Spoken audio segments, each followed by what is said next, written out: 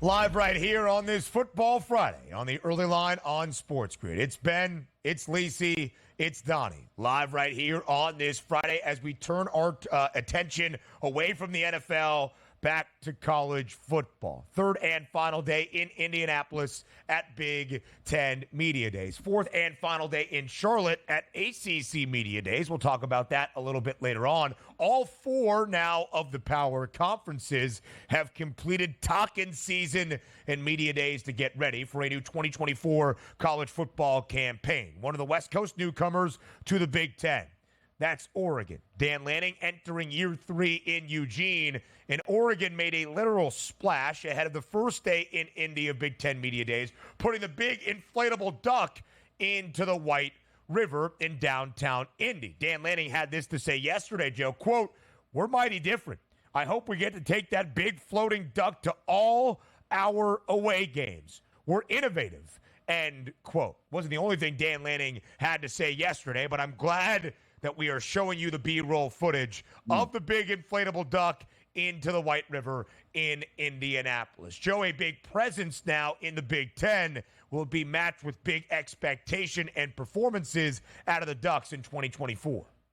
Yeah, it will, and I love Dan Lanning. I love the aggressiveness. I love the intensity of trying to just come into the Big Ten and say, hey, we're here. And I think they will be here. Second best price in regards to the conference to challenge Ohio State. They're built from an offensive line and defensive line perspective, and they get the transfer from Oklahoma, Dylan Gabriel, to take over for Bo Nix. So I think they're going to be right there. Both of those teams show down in Eugene in regards to that matchup, October 12th. I think Oregon wins the conference. I think right now, entering the 2024 campaign, they are the best team in regards to the Big Ten. I think they step up, and I think they win it this year.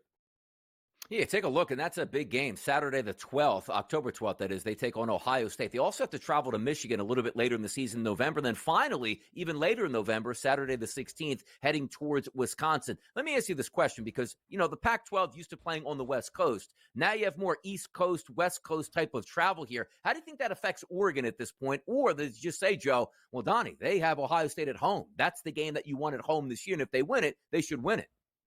Well, I think that's obviously the big one on the schedule, Donnie. But you're right about the actual logistics of going to Big Ten, conference, Big Ten schedules and stadiums throughout the year. Is that how is the team going to handle it? It's a new landscape, and we saw this with the Big 12 in terms of that transition. 4 teams came into the conference last year. 3 of them struggled. UCF was the only team to make it to a bowl. So again, I think that's always a possibility. But the way Dan Lanning has built this team, he was a national champion with the Georgia Bulldogs as defensive coordinator and has his teams prepared. Only 2 losses last year came at the hands of Washington that made it to the national championship game. I think they're going to be just fine. And let's not forget, Tyler Van Dyke is the potential quarterback in Wisconsin. He couldn't throw touchdowns in Miami. He's going to throw them in Madison. I think he will.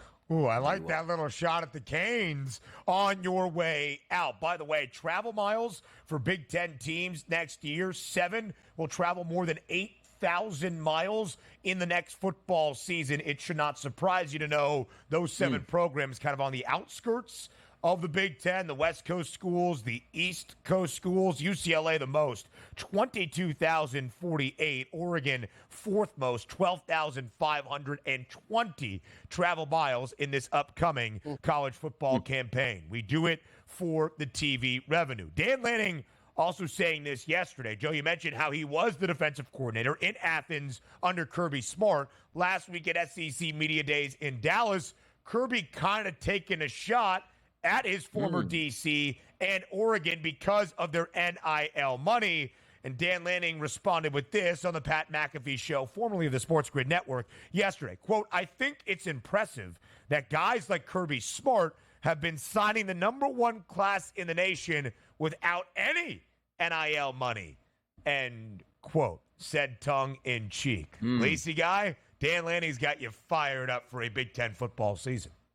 Oh, you got to love that, though, right? Both coaches know each other very well, and we know that the money flows through Athens just the way it flew through Tuscaloosa with Nick Saban even before NIL in regards to getting the top talent. So that's what it's all about, the paper bag, right?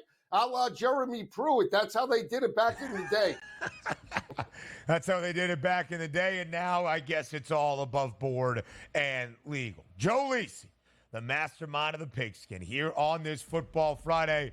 Lisi, guy, we love the show. Thanks for being here on the Early Line.